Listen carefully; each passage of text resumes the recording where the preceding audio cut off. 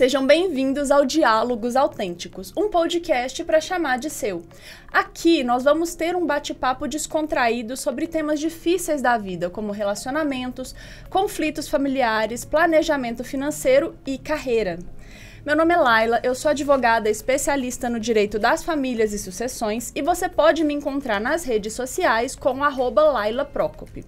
E compondo esse podcast comigo tem mais 3 especialistas. Uma médica, residente de psiquiatria, uma planejadora financeira e uma psicóloga. Olá, eu sou Raiza Torres, sou planejadora financeira e você pode me encontrar nas redes sociais como Raiza L. Torres. Eu sou Ana Gabriela Pettinelli, médica, residente de psiquiatria, e você pode me encontrar nas redes sociais no @AnaGabrielaPettinelli. Olá, eu sou a Lilian de Bernardi, eu sou psicóloga clínica e você pode me encontrar nas redes sociais no @Lilian de Bernardi. Lembrando que você também pode encontrar esse podcast nas redes sociais e nas plataformas de podcast com @dialogosautênticos.podcast. Gente, começando aqui o nosso bate-papo, hoje nós vamos falar sobre a construção de um novo caminho, como fazer a mudança de percurso quando tem uma mudança familiar.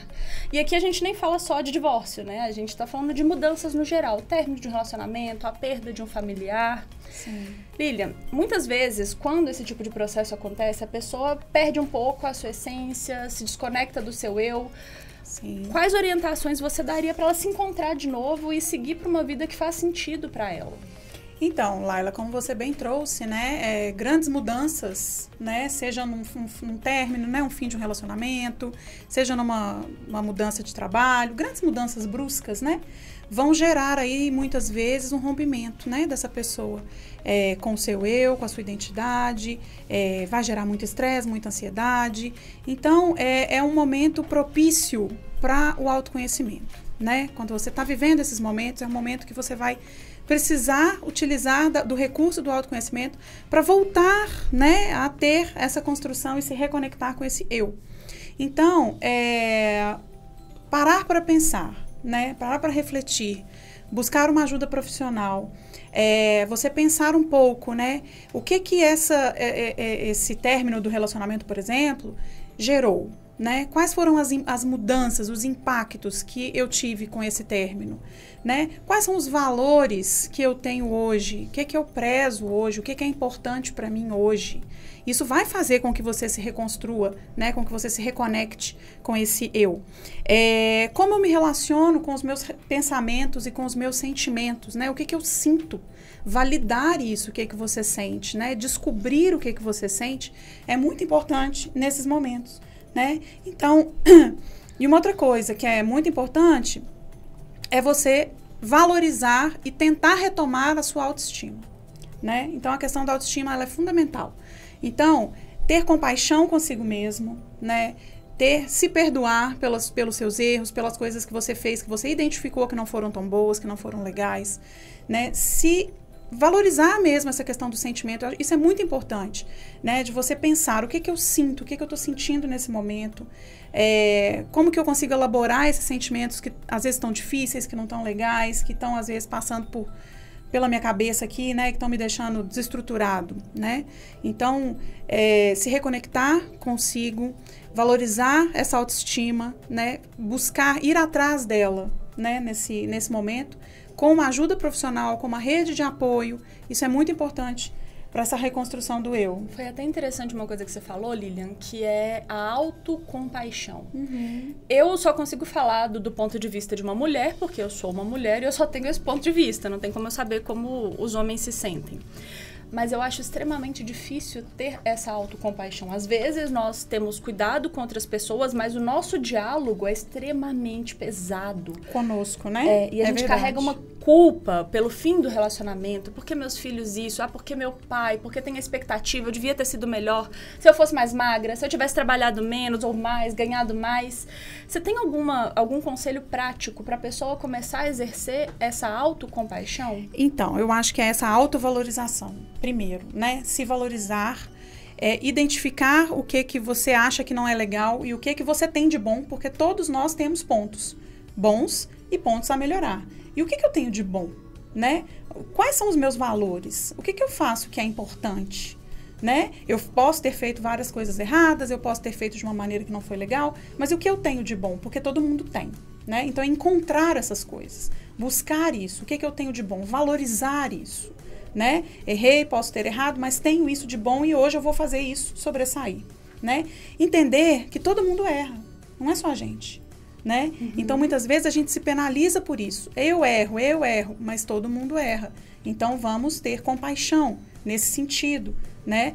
Eu me valorizo, eu entendo os meus pontos fortes, os meus pontos positivos e eu tenho compaixão comigo mesmo, né? E entendo que o erro é uma coisa natural do ser humano, né? Então, eu não preciso me punir o tempo todo, né? Eu não preciso me colocar para baixo o tempo todo. Eu preciso buscar essa força dentro de mim para me valorizar, para conseguir sair desse ciclo, né? Que a gente fica nessa punição eterna aí muitas vezes. Nossa, a gente fica muito. E aí eu queria até trazer outro ponto, Ana, para eu falar com você. Quando a gente começa um novo relacionamento, eu vejo que muitas vezes se instaura uma dicotomia entre apreciar a solitude, a própria companhia, ou interagir com outras pessoas. E eu vejo que os dois são válidos, mas como encontrar um meio termo e entender o seu momento para preservar a própria saúde mental?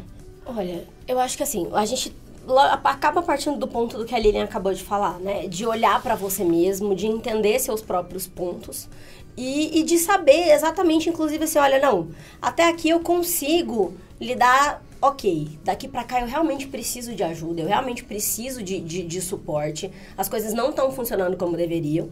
E entender que assim, há uma necessidade de voltar, de olhar pra dentro, sabe? De voltar pra si mesmo. Porque é aquilo. Terminou um relacionamento, as coisas aconteceram, ok. E você precisa retomar sua vida. Quem você é? O que você gosta de fazer? E às vezes as pessoas não conseguem responder essa pergunta. E é um exercício, inclusive, pra fazer em casa. Lista 5 coisas que você gosta de fazer. Que são suas. Você com você mesmo. Que você gosta de fazer, faz porque gosta, porque tá afim, porque decidiu que sim. Lista essas 5 coisas e se pergunta quando foi a última vez que eu fiz cada uma dessas 5 coisas. Se tiver mais de 6 meses, está na hora de repensar. Isso serve pra gente aqui também. Isso serve pra todo mundo aqui, é isso. Porque às vezes a gente tá tão focado em estar num relacionamento, estar com o outro, estar num processo de divisão, que a gente esquece de, tipo assim, estou com o outro, mas pra eu estar com o outro, eu preciso ser eu. Pra eu estar completa e poder estar com o outro, o que eu preciso? O que é importante pra mim? Qual que é a minha prioridade nesse processo? E isso as pessoas costumam esquecer durante o processo do relacionamento, sabe? E se ela não conseguir listar? Ela fala, me perdi num ponto, eu sou mãe, ou então passei a vida cuidando dos meus pais idosos, passou 10 anos, eu não sei o que eu gosto. Olha, qual que é o ponto? Se você não consegue saber do que você gosta hoje, vale a pena voltar em o que você gostava antes de todas essas coisas acontecerem e começar a pensar se você gosta mesmo daquilo. Eu adorava dançar. Você gosta mesmo de dançar ainda? Tem que testar. Vai ver. Você tem que ir. Eu nunca pensei em dançar. Talvez eu goste. Sempre fui péssima em matemática. Isso é uma coisa, gente, eu tenho uma viagem. Eu sempre fui péssima em matemática. Quando eu era adolescente, mais jovem. E hoje eu morro de vontade de fazer uma aula de matemática pra ver se eu sou péssima mesmo. Só que eu não tenho tempo. Acho pouco provável. Até porque você faz todos os cálculos dos processos, da coisa toda. Então, isso é mais uma daquelas questões assim. Era como eu me percebia no contexto. E não, de fato, como eu sou. E é um contexto sem liberdade, né? De escola e repressão. Exato. E aqui, Raiz, a gente tá falando sobre reencontrar as coisas que você fazia. Só que a gente não pode esquecer que isso custa dinheiro. Pra dançar, se você vai dançar, se você vai fazer uma aula pra aprender a desenhar, se você vai participar de grupos de corrida, você vai ter que ter um tênis, você vai ter que ter alguma instrução. Em algum nível você vai ter que gastar. Como que a pessoa pode se planejar no momento de mudança para poder fazer esses testes, para se conhecer, além de, claro, ter uma psicóloga, uma psiquiatra, mas essa parte de viver a vida? A primeira coisa é reorganizar as finanças, né? Ela precisa ali listar qual que é o meu custo de vida, o que que eu tenho de gasto hoje e o que que eu posso cortar aqui das minhas despesas que não são essenciais para caber dentro do meu orçamento. Meu orçamento é X, eu preciso que as minhas despesas se enquadrem aqui dentro dessa receita, né? Se eu sou uma pessoa que eu não consigo fazer mais dinheiro com facilidade, eu preciso de ter isso encaixado dentro das minhas... Às vezes a pessoa até, eu vejo, a pessoa tem dinheiro, mas ela tem ali uma dificuldade de organizar para ela entender onde que ela pode colocar e como, até o limite. Isso acontece muito com... Eu até conversei com você, com mulheres que são idosas. Uhum. E o marido falece, às vezes era o marido que fazia esse gerenciamento e ela fica perdida. Qual o percentual? Como que ela pode identificar? Ela tem o dinheiro, mas como ela identifica quanto ela pode investir em cada atividade? Muitas vezes ela vai precisar de uma ajuda mesmo de um profissional, né? Porque sozinha, para uma pessoa idosa, por exemplo, é muito difícil a tecnologia, né? E aí para ela conseguir fazer. Mas o ideal é no máximo 50% da renda para as despesas fixas. Então, ela tem que encaixar ali tudo que tem de despesa fixa dentro da casa. O que que são despesas fixas? Aluguel ou prestação de um imóvel, condomínio, conta de luz, né? Geralmente a água é dentro do condomínio, mas para quem mora em casa, a conta de água. E aí, assim, alimentação. Mas a alimentação varia, sim, mas é um fixo variável. Porque ele é fixo, você não vai deixar de comer porque você não tem dinheiro. É fisiológico, você precisa comer. Então, ele varia o valor, mas ele é um gasto fixo. Mas é importante até pensar na parte de investimento, né, Raiza? Porque Sim. Você pega ali 50, como que esse investimento pode ser colocado? Você sempre fala de planos de longo prazo, de médio. Como que esse investimento pode ser dividido? Pensando em dicas práticas, para uma reserva de oportunidade que você fala, um plano que eu tenho, por exemplo, viajar para a Europa, e um outro plano que eu tenho que é começar a estudar teatro, sabe? Nessa reorganização das finanças, a gente vai definir isso, metas para curto, médio e longo prazo. Qual que é o curto prazo? Metas a serem realizadas até 1 ano. Curtíssimo mesmo, é coisa rápida ali que eu quero realizar. É uma viagem, é uma coisa bem ali para o curto prazo mesmo. Médio prazo, de 1 a 5 anos. E longo prazo a partir de 5 anos. Então, quando a gente pensa em longo prazo, a gente pensa em 5 anos. E eu falo que quando a gente tem filho, né, Lília, a gente vê como que o tempo joga na cara da gente que 5 anos não é nada, né? Passam assim. Então, não pense nos 5 anos como sendo um prazo que você não vai conseguir. E aí, percentual disso. Vamos tentar, então, 50% para despesa fixa, 20% para essas realizações de sonho, seja curto, médio e longo prazo, e 30% para realizações de diversão, né? De não essenciais, vamos dizer assim. Gastos não essenciais, a gente considera 30% ali do gasto. E aí, eu defini mesmo, assim, onde que eu vou poupar, onde que eu vou colocar. Tem dívida?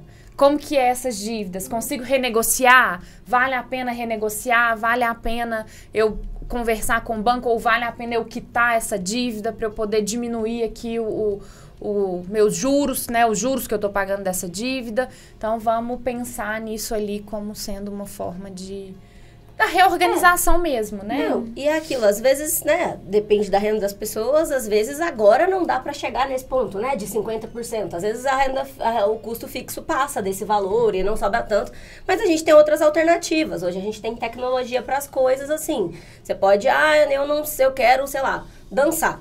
Você pode colocar no YouTube e começar a aprender, né? Que é uma plataforma, inclusive uma das plataformas onde a gente está. E assim, as coisas são acessíveis. Você tem acesso a outras coisas. Eu quero aprender um artesanato. Pesquisa. A internet serve também como ferramenta nessas horas e reforça aquela ideia de processo. Porque é isso. Eu estou começando algo novo e eu não posso focar só naquele objetivo lá de longo prazo. Eu preciso focar no processo. Eu quero aprender artesanato, então eu vou focar no aprender. Em todo dia ou toda semana, ter um tempo em que eu vou aprender aquilo.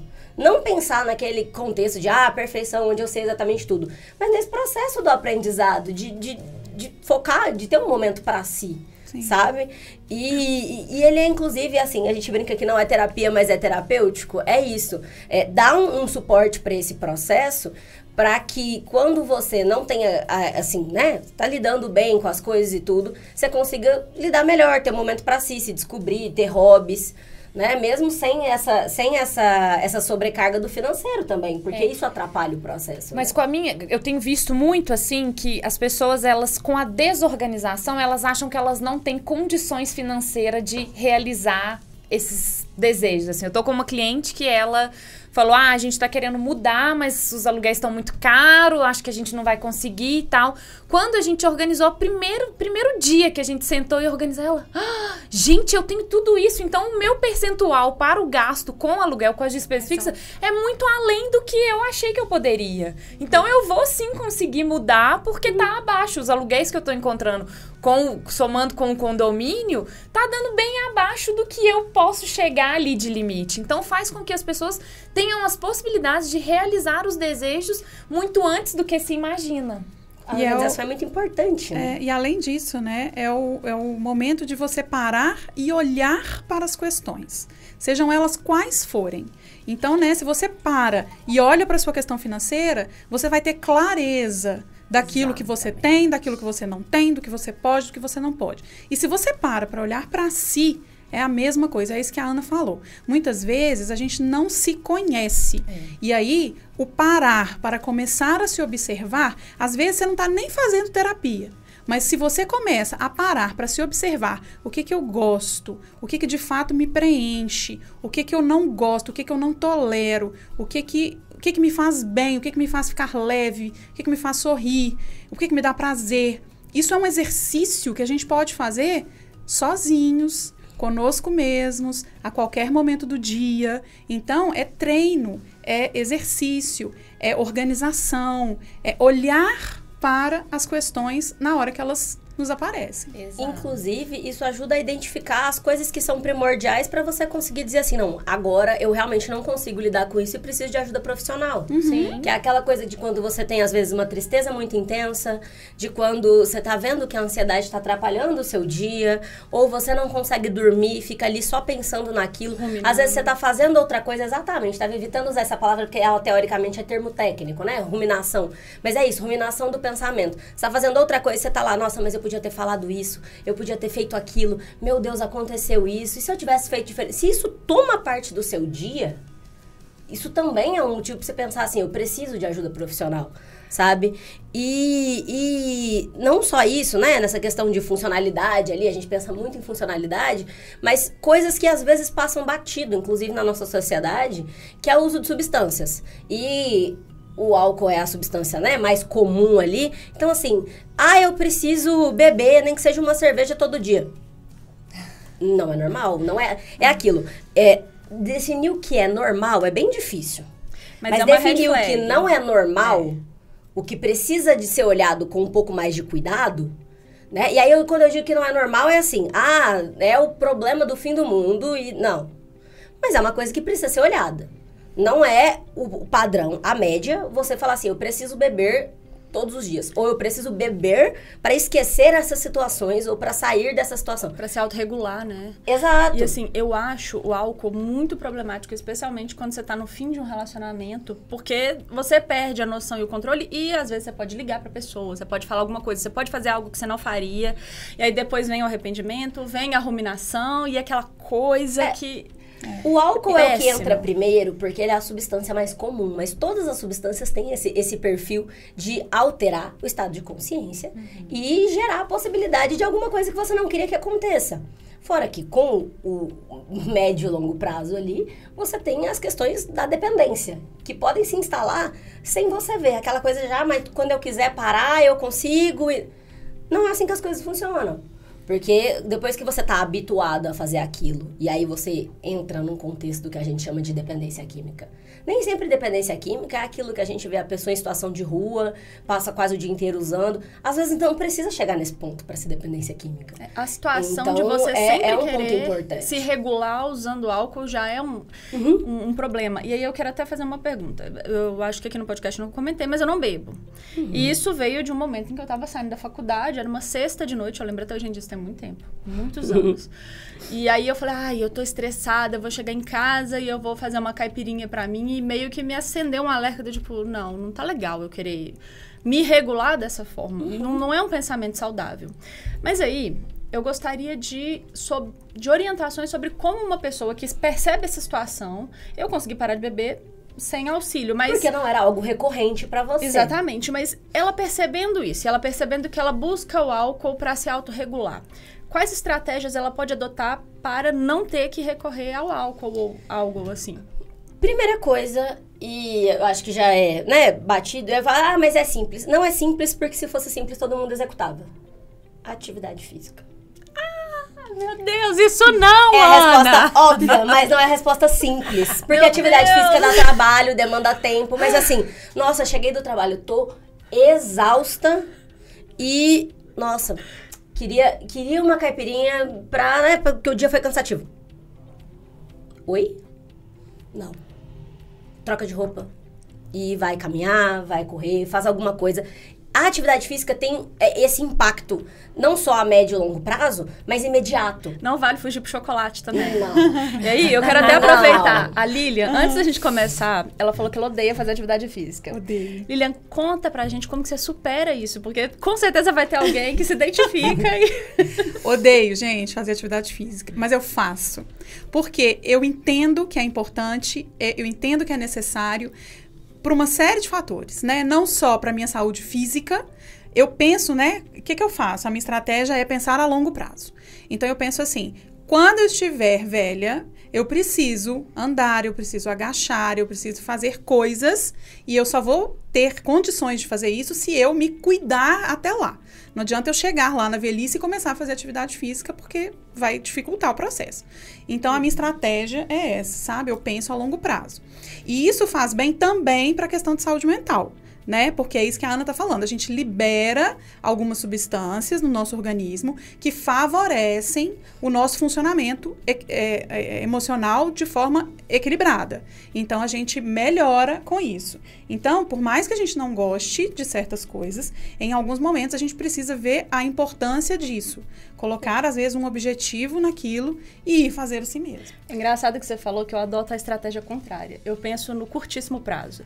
Eu vou lá fazer o tríceps e eu não quero. Eu falo, tá, mas são só 10 repetições. Eu gasto 30 segundos pra fazer isso.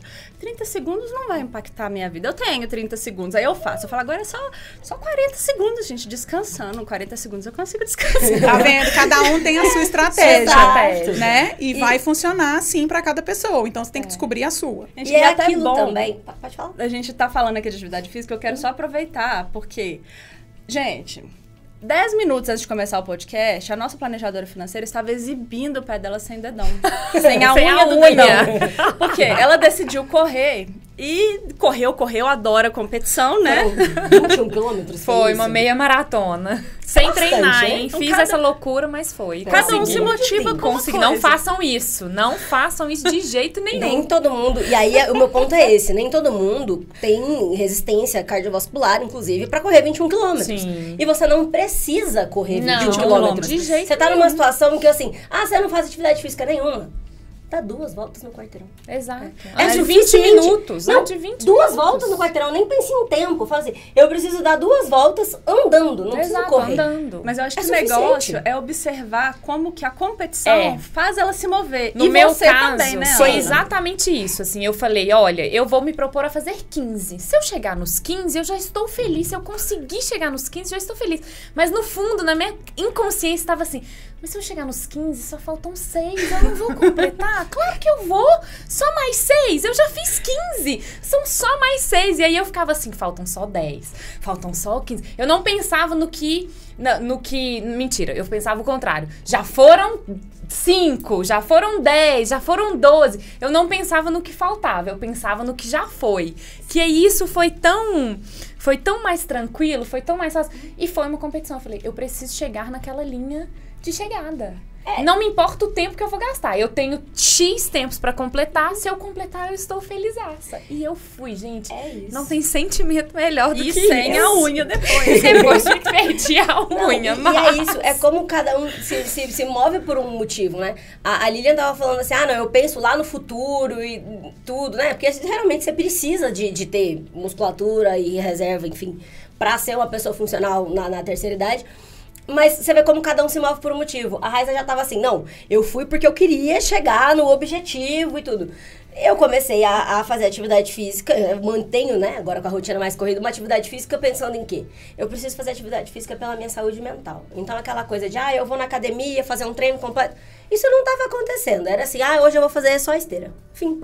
Por quê? Porque é pela minha saúde mental, pelos neurotransmissores liberados aqui, pra me movimentar, não falar que eu não... E não falar assim, você não fez. A gente tem dia que eu me proponho a vencer Só 30 que... segundos só. É isso, 30 segundos é o que eu tenho. Eu vou deitar, eu vou esticar a perna, eu vou fazer 10 agachamentos em casa. E é isso. Só que aí veio um grupo de pessoas próximas e falou assim, a gente tá querendo correr. Vamos nessa corrida aqui? Eu falei, vamos. É um objetivo de curto prazo. Treinei muito pouco, não dava tempo. Corri 5 quilômetros. No outro dia, eu liguei pro Diego, personal, educador físico, falei pra ele, Diego, eu preciso de um treino organizado, que dê pra eu fazer de qualquer lugar, porque agora eu quero baixar o tempo. agora a competição é eu comigo mesma, aí eu preciso baixar o tempo. É isso. Tem alguma coisa no mundo que me obriga a baixar o tempo? Não. A minha própria cabeça. E agora eu quero baixar o tempo. Então... A competição, inclusive, é diferente de um pro outro. Então, você tem que achar o que move você. E aí, você pode estar pensando qual a relação disso tudo, além da relação com o emocional, com o financeiro. Total, gente, é definir metas. Definir qual que é o seu objetivo e escrever mesmo. Quero fazer uma viagem. Então, vamos pesquisar? Vamos começar a pesquisar passagem, hospedagem, quanto que fica, quanto que eu vou gastar, quantas pessoas vão, o que eu preciso de quanto para gastar de alimentação e tudo, para você ter isso na sua mente com clareza. Então, é meta, é ter metas para que você consiga atingir aquela meta ali, chegar naquela meta, atingir esses objetivos com clareza, que isso vai facilitar em tudo na sua vida. E entender o que te move também, né, gente? E aqui a gente estava falando de desafio, mas retomando a pauta, quando a gente termina um relacionamento, às vezes vem a dificuldade de retomar ou ajustar a vida social, né, Lilian? Sim, sim. Como que você acha que a pessoa pode fazer essa transição de uma forma mais tranquila? Porque às vezes existe a perda de amigos, às vezes há necessidade de se conectar com pessoas diferentes, porque você não quer mais repetir aquele cenário. E às vezes você perde membros da família, por exemplo, a sua sogra que era muito próxima e se afastou e você vai ter que lidar com esse processo. Como que você acha que a pessoa pode passar por esse momento e fazer esses ajustes? Porque socialização é fundamental, né? Sem dúvida, sem dúvida. Socialização, rede de apoio, tudo isso é fundamental. Quando a gente passa, então, né, por esse processo aí de separação, além da dor da separação em si, né, vem uma outra dor, que muitas vezes é essa, né, a separação dos entes queridos, dos familiares, né, dos quais a gente fez vínculos e dos próprios amigos, né. Muitas vezes você está num relacionamento e os amigos são todos ali em comum, né, de você e do seu ex-parceiro, sua ex-parceira. Então, a gente vive esse luto, né, esse processo de difícil mesmo de superar, né, como que vai ser agora, o que eu vou fazer agora. Então, primeiro, permita-se sentir, viver o luto. Importantíssimo. A gente precisa viver, a gente precisa passar pela dor, por essa dificuldade. Minha vida daqui para frente vai ser diferente. Como que eu vou estruturar a minha vida a partir do que está acontecendo comigo agora? Né? Então, diante de tudo que a gente já trouxe de importante, do autoconhecimento, autoestima, autocompaixão, agora a gente precisa reorganizar a nossa vida social. E aí, como é que a gente vai organizar? Né? Buscando, muitas vezes, ou novas conexões, ou novas amizades, ou tentar manter aquelas amizades. Porque tem uma coisa, Laila. Muitas vezes, quando você separa do seu parceiro, o seu amigo, né, ou aquela rede de amigos, vai ficar do lado de um ou do lado de outro. Né? Então, ainda tem isso. É um segundo que você luto. tem que... Exatamente. Ainda tem isso que você tem que saber. Aquela pessoa está de que lado? né, da história, tomou qual dor ali naquele momento. Então, por isso que é importante você passar por esse processo do luto e você começar a fazer novas conexões. Você começar a buscar novos ciclos de amizade. Significa que você vai abandonar aquelas pessoas? Não, de jeito nenhum. Né? Então, você vai começar a conviver com elas de uma forma diferente. E quando, Lilian, começa ali, a vontade de dar uns beijos na boca. Como, porque eu tô falando isso porque eu achei muito engraçado. Teve uma amiga, em comum, inclusive, que falou que ela divorciou. E aí, chegou um momento, ela superou o luto e ela tava querendo sair, dar uns beijos na boca. Ela não sabia como fazer isso. Porque ela ficou muito tempo no relacionamento. Como que a gente faz essa transição? Esse momento de se abrir para um novo relacionamento afetivo? Então, esse momento, ele muito provavelmente vai acontecer depois que a gente passar realmente pelo processo. Tem uma série de caminhos aí, né, que a gente vai seguir. Então, a gente vai passar por esse processo de luto, a gente vai rever as coisas nos relacionamentos anteriores, né, do que, por exemplo, no término do meu casamento. O que aconteceu? O que teve de bom? O que teve de ruim? Quais foram as dificuldades que eu enfrentei? Por que o relacionamento acabou? Enfim, a gente vai fazer essa avaliação, né? Entender, compreender processos. E aí, criar um novo planejamento. O que eu vou fazer num próximo relacionamento? Quais são as minhas expectativas num novo relacionamento? O que eu busco em um outro parceiro? Então, eu preciso fazer todo esse alinhamento de expectativas, porque uma coisa é beijar na boca, né? Eu quero ir ali, eu quero beijar na boca, eu tenho as minhas necessidades e tal. Vambora. Outra coisa é, eu quero entrar num novo relacionamento. É diferente. É um ponto. E tem o timing também pra isso, né? Porque assim, peraí, se eu terminei um relacionamento há 1 mês, 2, e eu tô iniciando outro relacionamento agora, eu não tive tempo pra mim, pra pensar em mim, pra me entender, pra olhar pra mim. Isso é importantíssimo. Pra absorver tudo isso de fato. E cai ali no risco de fazer uma substituição, né? Enterrar o luto com um novo relacionamento. Isso. Exato. E aí, na verdade, você não enterra o luto. Você guarda ele debaixo do tapete.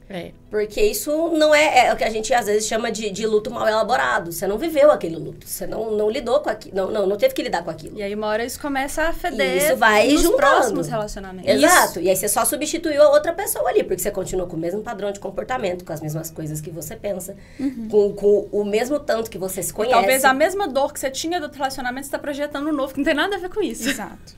Esse é o ponto. Isso vai voltar. E aí, o quanto você se conhece em relação à saúde mental, saúde financeira, a amizades, a como você lida com outras pessoas, tudo se manteve. Tudo.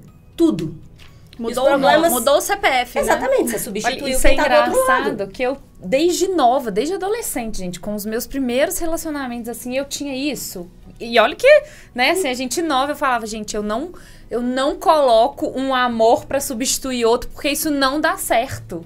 Vai chegar uma hora que o que não acabou vai voltar, vai aflorar novamente e vai bagunçar o que tá acontecendo aqui agora e tal. Então, assim, isso foi uma coisa que eu, desde nova, inconscientemente, né, porque não era uma coisa trabalhada, emocional, mas eu sempre tinha isso. Eu falava, não, agora eu vou sofrer, vou passar pelo meu luto. Tanto que o meu primeiro namoro, assim, eu comecei a namorar com 13 anos, pasmem.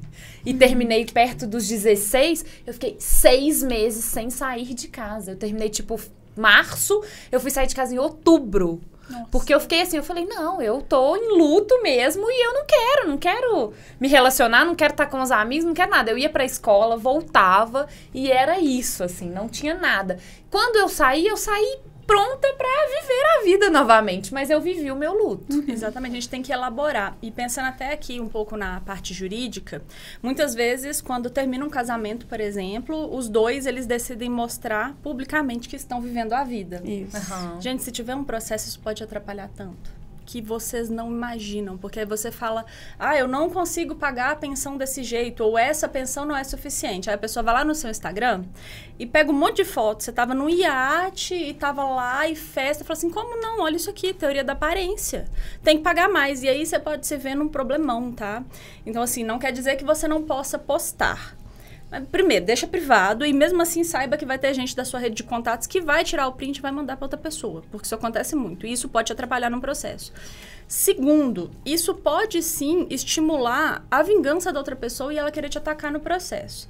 Então, eu falo isso para as minhas clientes, ela fala, ai, ela é machista. Não, gente, infelizmente o judiciário é machista e aqui eu tô pensando muito em mulheres. Publica não, deixa terminar o divórcio. Vive sua vida para você e deixa isso ser concluído. E homens, isso também se aplica a vocês, tá? Só para contar. Porque se você estiver comprando um carro novo e postando presente de Deus, isso vai pro processo, saiba, tá?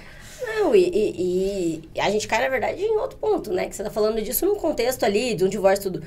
Mas há um limite do que você deve postar e do que você deve se expor em todos os contextos. Estando ou não num relacionamento, estando ou não num processo de divórcio, estando, né, em qualquer contexto. É porque no divórcio, às vezes, vem uma vontade de espizinhar. Esses dias, eu tava fazendo um acordo e o marido falou assim, ontem, ela postou uma foto no bar com as amigas. Meu filho tava sozinho?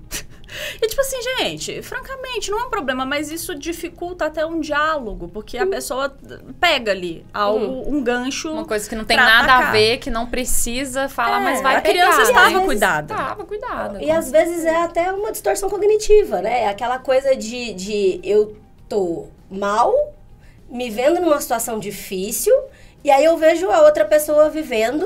E assim, não, mas então essa pessoa não se importa, ela não tá passando por nada disso, eu tô muito mal, então ela tá fazendo isso pra me prejudicar, pra me deixar pior. É uma distorção cognitiva ali, a pessoa enxerga aquilo de uma forma que passa pela lente dela, E não aqui, pela lente dos fatos. Ana, até pensando nos tipos de amizade, gente, pra vocês duas, especificamente. Muitas vezes a pessoa vai no seu perfil, vai tirar foto e vai ficar mandando pra ele. Ou o contrário, vai tirar dele e vai mandar pra você. Como identificar o limite dessa ação nas amizades, sabe? Até onde te prejudica, como botar o limite, entender que tem que cortar, que não tá legal, a pessoa em si. Como que a gente pode observar isso? Porque é bem problemático, assim, você ficar recebendo. Seja pra um lado ou pro outro, né? Porque assim, se sou eu recebendo do meu ex, vai ser desconfortável pra mim, então quero essa pessoa perto de mim. Por mais que eu ache que ela está sendo minha amiga, não, ela tá me causando um mal ali, que eu não quero saber. Eu quero me afastar e esquecer daquilo ali, né? Então, o problema é que às vezes uma das partes não queria estar saindo do relacionamento. E aí, assim, eu continuo recebendo informação. Eu recebo informação e eu vou fomentando aquilo e é um negócio entra num looping. Só que isso, assim, é muito difícil a pessoa identificar esse processo sozinha, né? Porque se ela tá entrando nessa triangulação ali, que não é entre duas pessoas, mas tem um terceiro movimentando a situação, e ela tá aceitando essa triangulação, é porque provavelmente ela tá frágil e não tá conseguindo enxergar a dimensão do que tá acontecendo. E aí a questão é, toda vez que houver uma triangulação, é uma coisa a ser pensada. Por que isso tá sendo triangulado? Por que tem 3 pessoas envolvidas nessa situação? Até que ponto, né? E assim, mas eu acho que tá me beneficiando. Tá, até que ponto? Quais são os benefícios que isso te traz? E quais são os malefícios? E aí os malefícios geralmente as pessoas não enxergam, mas elas passam o dia fazendo o que a gente falou agora. O dia inteiro pensando nisso, né? Ruminando a situação. Dificuldade para dormir, ansiosa, diminui funcionalidade, porque a pessoa só vive em função disso. Peraí, a pessoa tá vivendo a vida dela, era pra você tá vivendo a sua, e você tá vivendo uma triangulação e pensando na vida dela. Tem alguma coisa errada. Tem alguma coisa muito errada acontecendo. Gente, mas às vezes é só uma falta de noção. Vou contar um caso meu, que assim, eu fiquei tão brava no dia. Eu tenho muitos anos e era meu aniversário. Aí eu acordei de manhã e no meu celular tinha um monte de mensagem de uma pessoa que eu gosto muito e ainda gosto muito. No que eu abri, eram as fotos do casamento do meu ex, que já tinha terminado há vários anos. E eu fiquei tipo, oi? E eu não fiquei chateada por causa da foto do casamento. Eu fiquei chateada porque era meu aniversário e ela tinha me mandado uma foto sem saber como que isso ia me afetar. Eu briguei com ela. Sim, eu fiquei pé da vida, briguei muito. Eu falei, que falta de respeito. Mas assim, o fato é que anualmente ela me dá alguma notícia e não é por mal e eu não me importo. E eu fico tipo... Tá, ok, vamos passar pro próximo tópico. Com essa informação, né? O que isso vai mudar na minha vida, né? A mim, mas tá, próximo. Mas assim, eu já superei, aí fica engraçado depois da situação toda, mas é uma situação, né? Por quê? É uma situação complexa. Por quê? Ok, acontece.